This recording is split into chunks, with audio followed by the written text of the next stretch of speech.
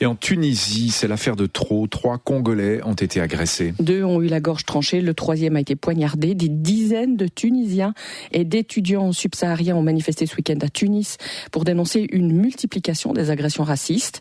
Le Premier ministre Youssef Chahed a réagi dans la foulée. Il a demandé hier au Parlement que le projet de loi pénalisant le racisme soit débattu en urgence. Maureen Mercier. Cela fait 2 ans que le projet de loi traîne à l'Assemblée. Pour l'heure, la Tunisie n'a aucune loi pénalisant la discrimination et le racisme.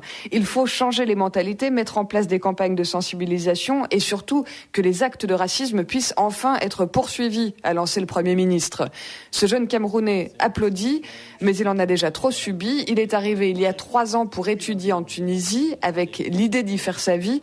Aujourd'hui, il n'a qu'une envie, décrocher son diplôme rapidement. Et moi, dès que j'ai mon diplôme, je quitte. De toute façon, qu'une envie même de rester. Lorsqu'on est noir, le quotidien, cela ressemble à ceci. Ça commence par les transports publics. J'ai déjà reçu des cailloux, des pierres. Bon, des insultes raciales, ça, c'est au quotidien. Singe, nègre, on te crache dessus. Ça part des personnes âgées jusqu'au tout petit. La parole à Rachid Aman Souleyman, président de l'association des étudiants et stagiaires africains, 29 ans, tchadien.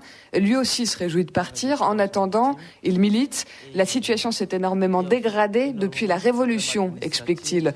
Parce que la violence de manière générale a redoublé, parce que l'État s'est effrité, la pression sur les Noirs s'est par conséquent accentuée. Du vert, c'est venu au rouge total. Au début, il y avait d'abord quelques actes d'agression, ou plutôt verbales. Les agressions ont évolué à l'agression de groupe. On demande une protection policière et judiciaire. Si le Parlement adopte la loi, c'est un bon pas. Encore faudra-t-il réussir à la faire appliquer par les juges et les policiers. Les 2 étudiants restent sceptiques. Maureen Mercier pour RTS Info, Tunis.